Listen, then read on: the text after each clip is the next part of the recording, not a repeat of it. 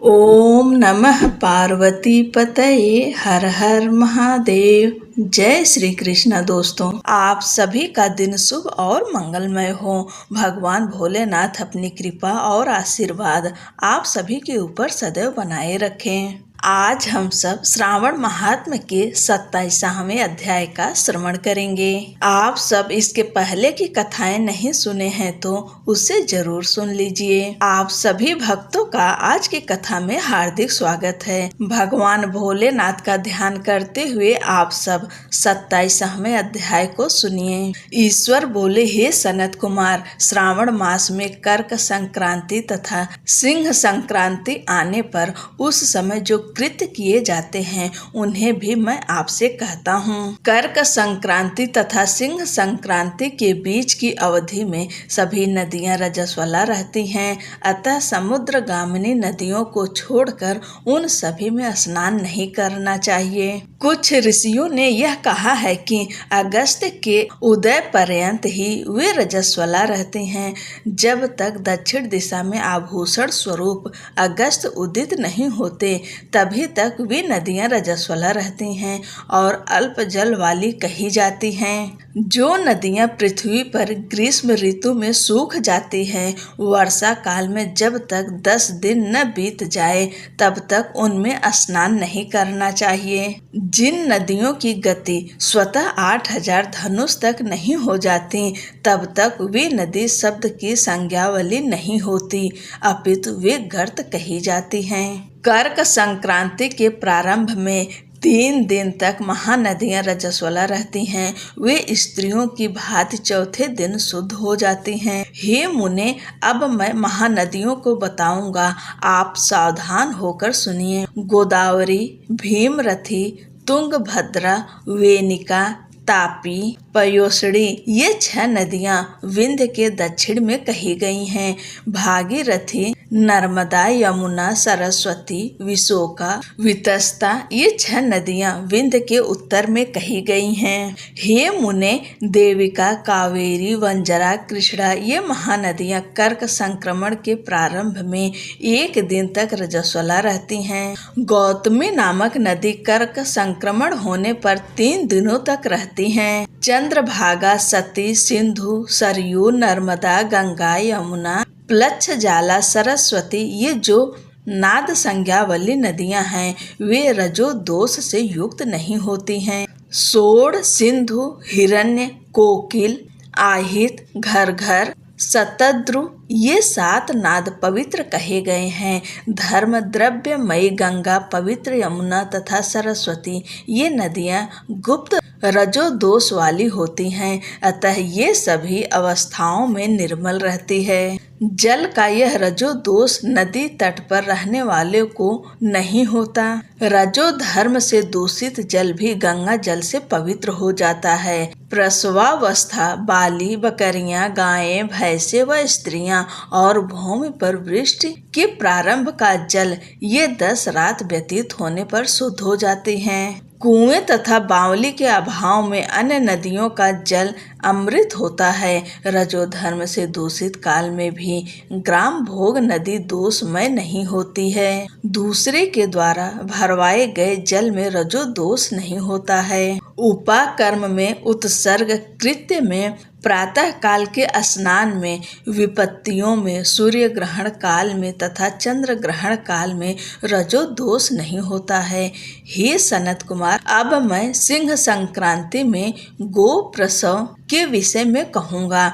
सिंह राशि में सूर्य के संक्रमण होने पर यदि गो प्रसव होता है तब जिसकी गाय प्रसव करती है उसकी मृत्यु 6 महीनों में हो जाती है। मैं इसकी शांति भी बताऊंगा जिससे सुख प्राप्त होता है। प्रसव करने वाली उस गाय को उसी क्षण ब्राह्मण को दे देना चाहिए। उसके बाद धृत मिश्रित काली सरसों से होम करना चाहिए। इसके बाद ब्याहितियों से धृत से सिक्त तिलों की 1008 आहुतियां डालनी चाहिए। उपवास रखकर विप्र को प्रयत्न पूर्वक दक्षिणा देनी चाहिए। सिंह राशि में सूर्य के प्रवेश करने पर जब गोष्ठ में गौ प्रसव होता है तब कोई अनिष्ट अवश्य होता है, अतः उनकी शांति के लिए शांति कर्म अनुष्ठान करना चाहिए। अस्य वाम इस सूक्त से तथा तदूसरो इस मंत्र से तिल तथा धृत से 108 आहुतियां देनी चाहिए और मृत्युंजय मंत्र से 10,000 आहुतियां डालनी चाहिए। उसके बाद श्री सूक्त से अथवा शांति सूक्त से स्नान करना चाहिए। इस प्रकार किए गए विधान से कभी भी भय नहीं होता है। इसी प्रकार यदि श्रावण मास में घोड़ी दिन में प्रसव करे तो इसके लिए भी शांति कर्म करना चाहिए। उसके बाद दोष नष्ट हो जाता है। हे सनत कुमार, अब मैं कर्क संक्रांति में, सिंह संक्रांति में तथा श्रावण मास में किए जाने वाले शुभ प्रद दान का वर्णन करूंगा। सूर्य के कर्क राशि में स्थित होने पर धृत धेनु का दान तथा सिंह राशि का दान श्रेष्ठ कहा जाता है तथा श्रावण मास में दान अति श्रेष्ठ फल देने वाला कहा गया है। भगवान श्रीधर की प्रसन्नता के लिए श्रावण मास में धृत कुंभ, धृत धेनु तथा फल विद्वान ब्राह्मण को प्रदान करने चाहिए। मेरी प्रसन्नता के लिए श्रावण मास में किए गए दान अन्य मासों के दानों की अपेक्षा अधिक अच्छे फल देने वाले होते हैं। 12 महीनों में इसके समान अन्य मास मुझको प्रिय नहीं है। जब श्रावण मास आने को होता है तब मैं उसकी प्रतीक्षा करता हूँ। जो मनुष्य इस मास में व्रत करता है वह मुझे परम प्रिय होता है, क्योंकि चंद्रमा ब्राह्मणों के राजा हैं, सूर्य सभी के प्रत्यक्ष देवता हैं। ये दोनों मेरे नेत्र हैं। कर्क तथा सिंह की दोनों संक्रांतियां जिस माह में पड़े उससे बढ़कर किसका महात्म्य होगा। जो मनुष्य इस श्रावण मास में पूरे महीने प्रातः काल स्नान करता है वह 12 महीने के प्रातः स्नान का फल प्राप्त करता है।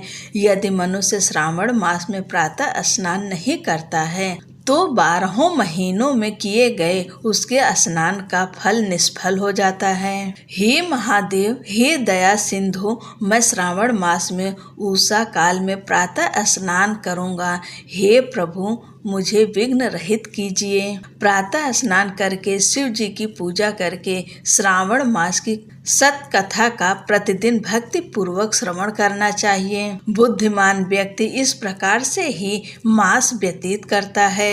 अन्य मासों की प्रवृत्ति पूर्णमासी प्रतिपदा से होती है, किंतु इस मास में प्रवृत्ति अमावस्या की प्रतिपदा से होती है। श्रावण मास की कथा के महात्म्य का वर्णन भला कौन कर सकता है। इस माह में व्रत, स्नान, कथा श्रवण आदि से जो 7 प्रकार की वंध्या स्त्री होती है वह भी सुंदर पुत्र प्राप्त करती है। विद्या चाहने वाला विद्या प्राप्त करता है। बल की कामना करने वाले को बल मिल जाता है। रोगी आरोग्य प्राप्त कर लेता है। बंधन में पड़ा हुआ व्यक्ति बंधन से छूट जाता है। धन का अभिलाषी धन को पा लेता है। धर्म के प्रति मनुष्य का अनुराग हो जाता है तथा पत्नी की कामना करने वाला उत्तम पत्नी पाता है। हे मानद, अधिक कहने से क्या प्रयोजन। मनुष्य जो जो चाहता है उसको वो पा लेता है और मृत्यु के बाद मेरे लोक को पाकर मेरे सानिध्य में आनंद प्राप्त करता है। कथा सुनाने के बाद वस्त्र आभूषण आदि से कथावाचक की विधिवत पूजा करनी चाहिए। जिसने वाचक को संतुष्ट कर दिया उसने मानो मुझ शिव को प्रसन्न कर दिया। श्रावण मास का महात्म्य सुनकर जो वाचक की पूजा नहीं करता यमराज उसके कानों को छेदते हैं और वह दूसरे जन्म में बहरा होता है। अतः सामर्थ्य अनुसार वाचक की पूजा करनी चाहिए। जो मनुष्य उत्तम भक्ति के साथ इस श्रावण मास महात्म्य का पाठ करता है अथवा सुनता है अथवा दूसरों को सुनाता है उसको अनंत पुण्य की प्राप्ति होती है। इस प्रकार श्री स्कंद पुराण के अंतर्गत ईश्वर सनत कुमार संवाद में श्रावण मास महात्म्य में नदी रजो दोष, सिंह गौ प्रसव, सिंह करकट, श्रावण स्तुति, वाचक पूजा कथन नामक 27वां अध्याय पूर्ण हुआ। बोलो भगवान शंकर की जय, माता पार्वती की जय।